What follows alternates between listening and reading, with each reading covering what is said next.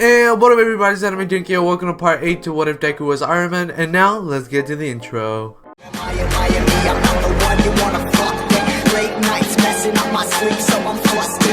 Taking out aggression with my pen because I trust it. Right in front of get myself a lamb color cuss for the game. Leave him hanging by his chain. Click bang, feeling rage, feeling fire in my brain, feel insane. And it's slowly feeling flames, moving fast to my brain, bringing more. Still, no glory.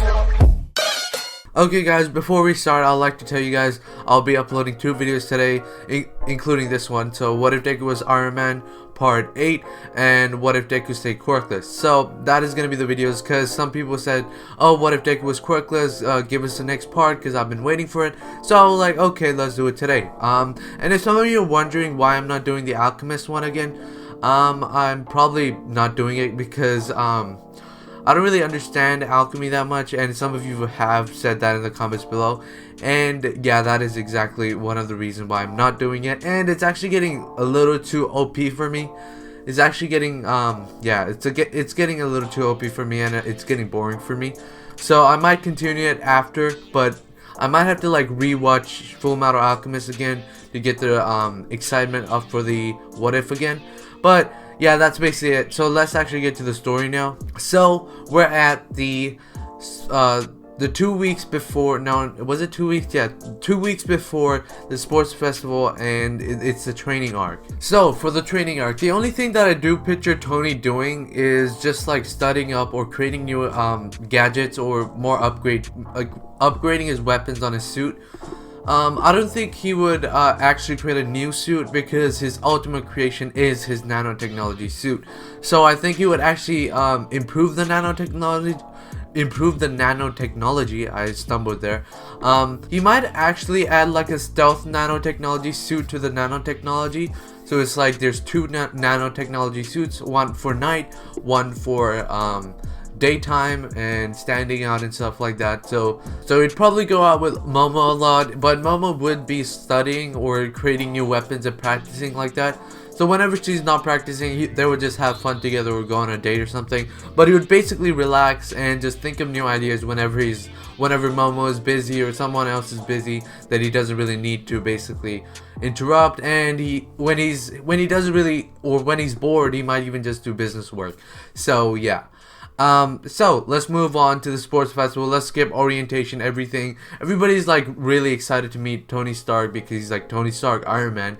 So, and everybody loves Iron Man, so they know that he's allowed to use a suit, and they also know that he's quirkless, so it won't really be fair if a quirkless student actually goes up against people with quirks. So, let's move on to the race. Everybody's like crowded in the hallway. Todoroki basically does his ice thing and basically covers the entire, not the entire tunnel, but the floor, trapping everyone except for Tony Stark, because he was already activating his suit and he was like hovering, so it didn't really actually get to him. So he started flying over the robots. They arrived, the robots arrived. They started shooting at Tony, but he's like, okay, who cares? Shoots his lasers and all that stuff. Momo isn't allowed to use her suit because it's actually not attached to her body, so it's technically not her quirk, because Tony Stark's, his is actually like inside of his body.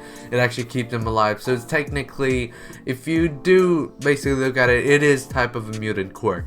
So yeah, Todoroki does his whole ice thing. Kirishima and Tetsu basically get trapped underneath it.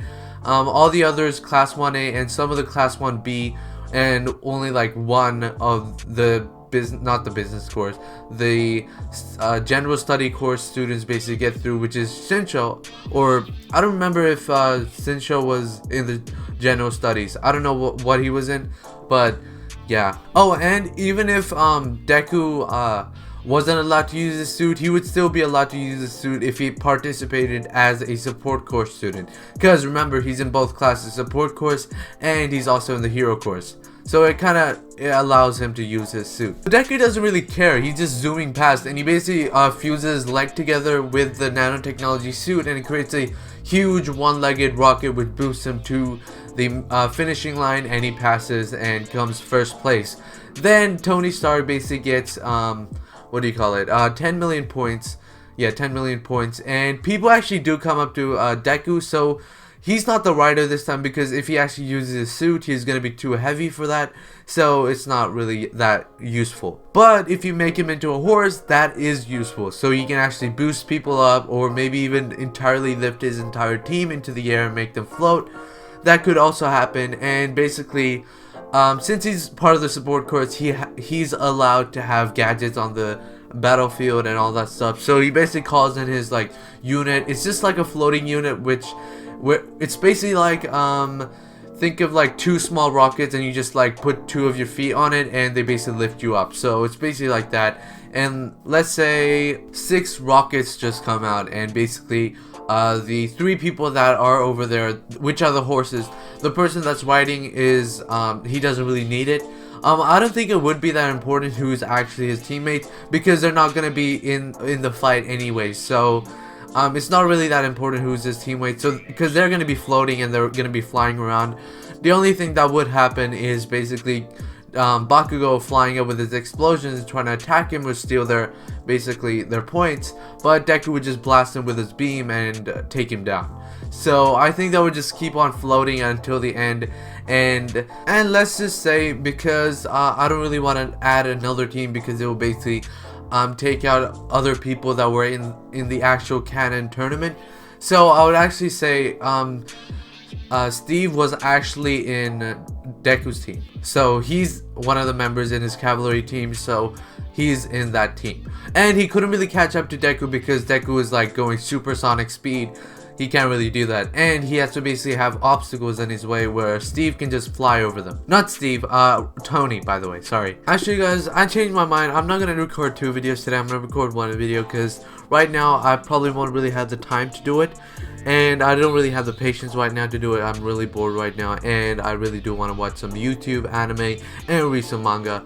I was reading a really good manga right now, and I really want to finish it right now. So, and also my dad wants to use the computer because of his own work, so I need to finish this up real quick.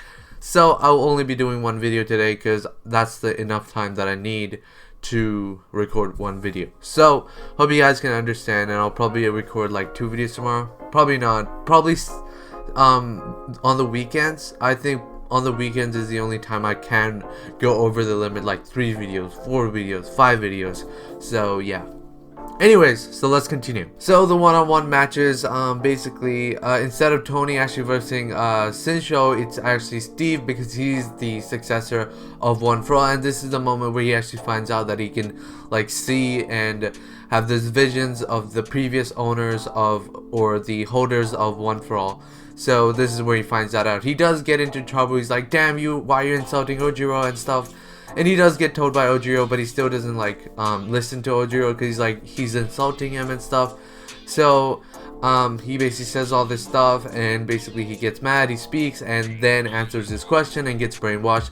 Then basically he sees the previous holders of One For All. Then they activate One For All for him and breaking his finger. And next is where he basically gets out of his brainwash, defeats Shinsho, done. Let's move on.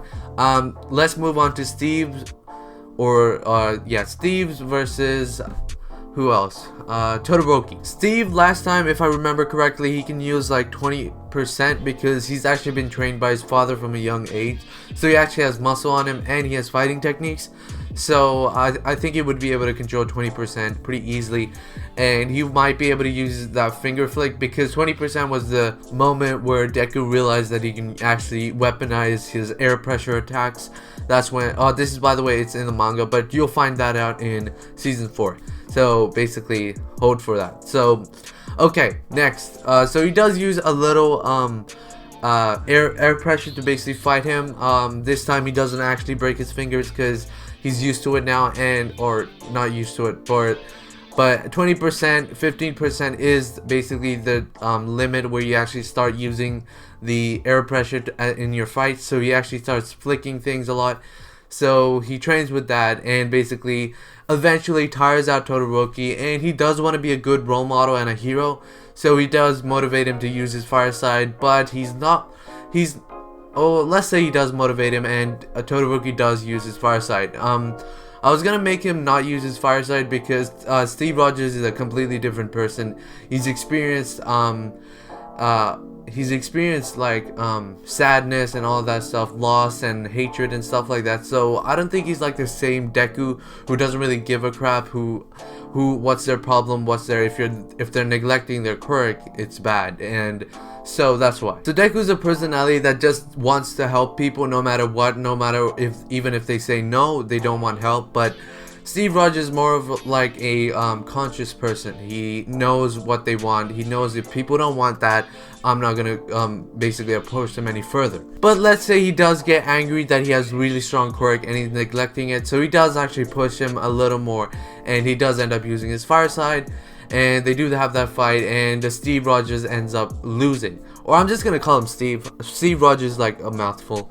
And basically he gets out of the ring. He gets basically fried and frozen on half of his body and burnt on the other side.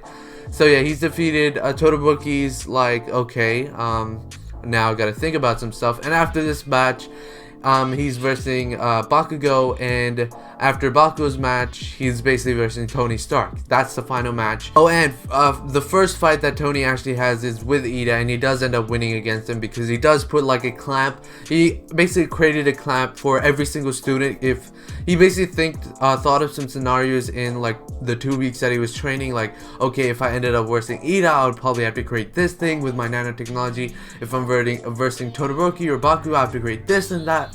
So basically, he created a thing, or it's the same thing that Tony Stark used to clamp Thanos' hand so he wouldn't be able to flick. So that's exactly, but it's for his legs, and they basically just plug up his legs, and he won't be able to release any flames and use his engines. And Tony Stark knows how to basically the ins and outs of engines, because remember, he created his own engine when he was like 4 or 7. So he knows how engines work, and especially how Ida's legs work. So yeah, he does like create that thing. Ida's basically completely useless, and they're metal, by the way, so they're actually heavy, so it would be hard for him to kick, but I think he would be able to kick, but not that fast. Of course, he doesn't have his engines, and he's being weighed down. So eventually Tony would end up beating him with like a taser or something, or basically just freezing him with liquid nitrogen gas or something. But yeah, he does end up winning. After that, it's Bakugo's turn. He also uses the same clamp that basically he put on Thanos in the Infinity War movie, and he basically puts it on his palms, and he won't be able to do explosions anymore. So yeah, completely restricting him and taking him down with some whips or something. But yeah, he does take him down, and he ends up getting first place in the sports festival. Anyways guys, I went over the time limit. It's 12 minutes now. Anyways, so yeah, hope you guys like, because it really does help the channel out. Make sure to subscribe to be a part of the family, and hit the bell icon for my future videos so you get notified. And Anime Junkie out.